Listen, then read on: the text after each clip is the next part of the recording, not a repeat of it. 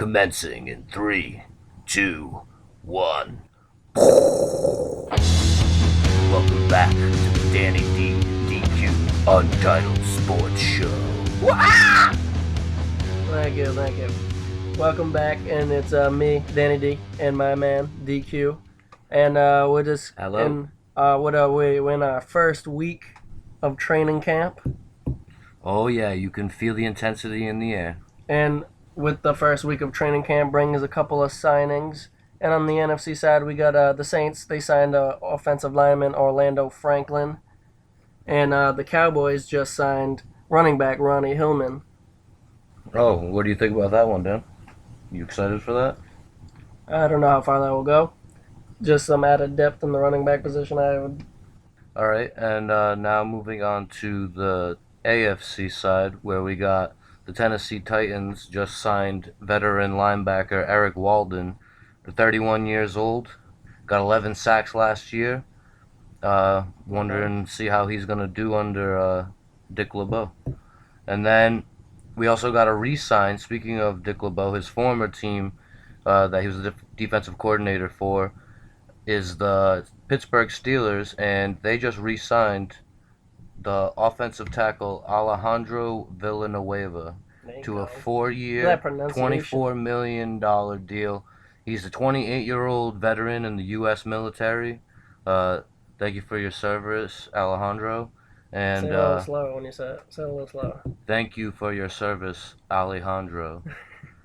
So, and then what else we got going on, Dan?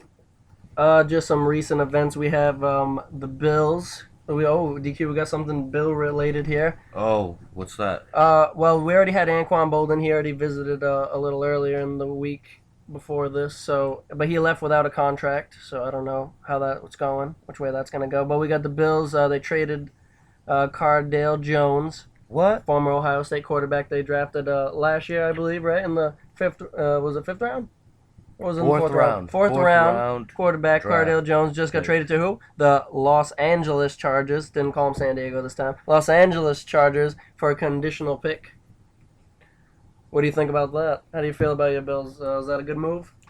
To be honest, I really like from what I've seen of Cardale Jones. I think that he's a good quarterback, good young quarterback, and I think he could honestly be the guy to replace Phillip Rivers out in Los Angeles when it comes Phillip Rivers' time to retire. Bold statements. I mean, maybe I'm not saying be there for as long as Phillip Rivers has been there, but you think that Cardale Jones could be the future of the LA Chargers? With Mike Williams and with that offensive line that just got stacked in this offseason, in the draft in particular, absolutely.